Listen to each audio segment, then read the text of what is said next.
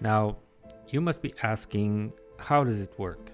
If there is no hierarchy, no bosses, no procedures, no bureaucracy, then how does it work? How do we put together human talent and drive it to the desired result without the model of the 20th century? So let's take a look at how at Múcua we address the challenge of teal.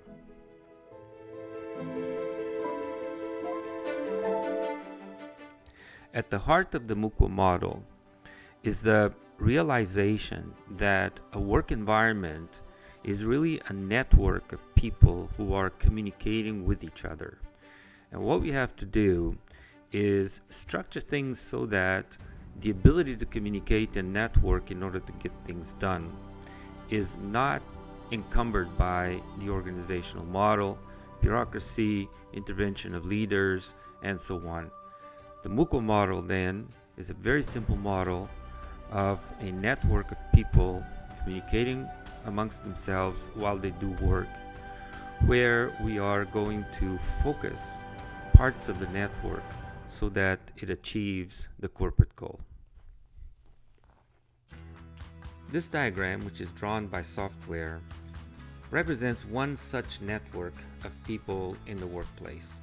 The nodes represent employees and the lines represent conversations that go amongst those employees.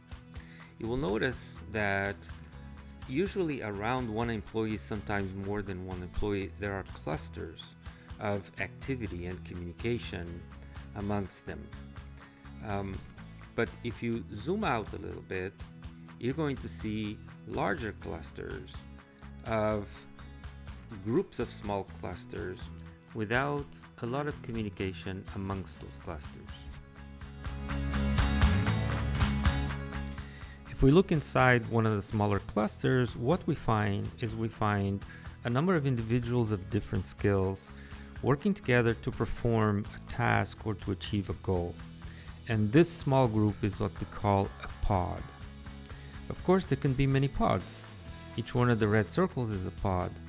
And when all the pods come together to perform a bigger task or achieve a common goal, we call this a hut. And there can be several huts involved in achieving a corporate mission.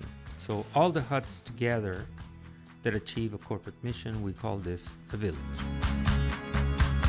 Thus, in the Múcua model, we have pods, huts, and villages. What we must never forget, though, is when we are outlining these different structures, we're not raising walls. The network of communication that exists between all the individuals of an entire village never gets broken. People can communicate within a pod, within a hut, from hut to hut. That is the richness and the power of human networks achieving the promise of a corporation to the market.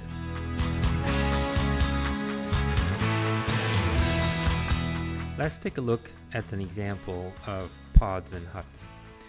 Imagine a manufacturer.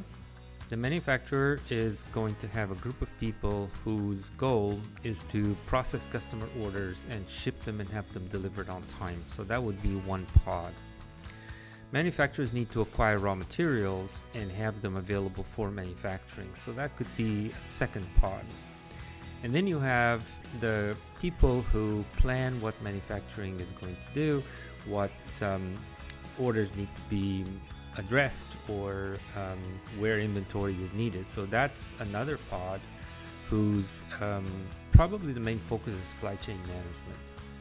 And thus, the three pods together, they basically make the entire supply chain from raw materials to shipment to customers to work well. So that would be the mission of the hut.